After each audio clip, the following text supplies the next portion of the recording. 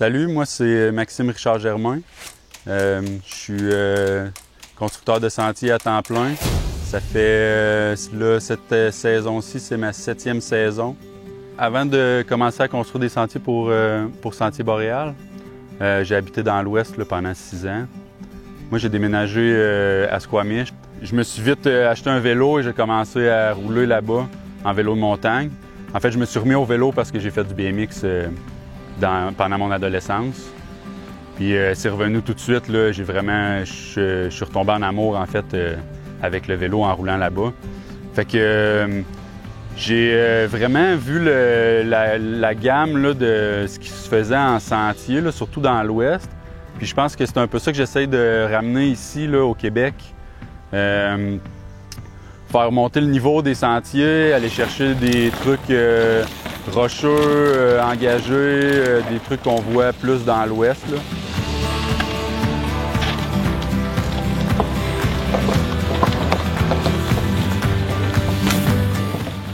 La Légende, c'est un ancien sentier forestier qui a été rouvert en trail de vélo de montagne, qui était à l'origine la descente aux enfers et qu'on a décidé de remanier pour y redonner de la vigueur, en faire vraiment un super sentier signature. Donc maintenant, on part du haut de la Boréal 1, puis on se met à descendre vers la chute à Gilles, avec une super section flowée au début, jusqu'à la petite rivière. Ensuite, on traverse, on remonte la même section de l'ancienne descente aux enfers. Puis là, on a une super section dans les caps de roche qui descend jusqu'à la rivière, qui descend ensuite directement dans la chute, en haut de la chute à Gilles. On descend, là, c'est hallucinant, l'eau coule, on descend sur le rocher. On traverse même, là, il y a un pont qui traverse au-dessus de l'eau, entre deux rochers, pour arriver à un belvédère qui surplombe la chute à Gilles. Donc le belvédère est en haut, on a une super vue sur la vallée. C'est vraiment de toute beauté.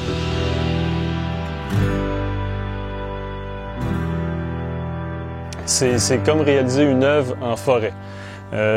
Et donc ça prend, je trouve, plusieurs créateurs. C'est le fun d'avoir la signature d'un Gilles Morneau, la signature de Sentier Boréal. On essaie d'avoir les gens de Gravity Logic de l'Ouest. On essaie d'avoir différentes personnes qui désignent des sentiers. Ça donne une œuvre collective qui est colossale. On a vraiment une super dynamique avec l'équipe des sentiers de la Vallée-Bras-du-Nord. Là. On a développé tranquillement avec les années une démarche pour planifier l'agrandissement du réseau. Là. On commence toujours par des cartes, on situe les secteurs, on situe le genre de sentier dont notre réseau a besoin. Moi, je vais sur place, je reviens avec une carte vraiment détaillée de tous les points d'intérêt. Ensuite, on essaye de relier ça. On vient vraiment juste en regardant le terrain à savoir, je vais aller à peu près à cette vitesse-là, là. Ici, je peux placer un saut, il va avoir telle longueur. Ici, je vais faire un berm, ça va bien fonctionner. Ici, je vais faire sortir mon eau. Souvent, un sentier que moi, j'aurais pensé qui serait un sentier de niveau intermédiaire, étant donné toutes les choses qu'on découvre, on va le mettre de niveau expert, un petit peu comme la Légende qui vient tout juste d'ouvrir.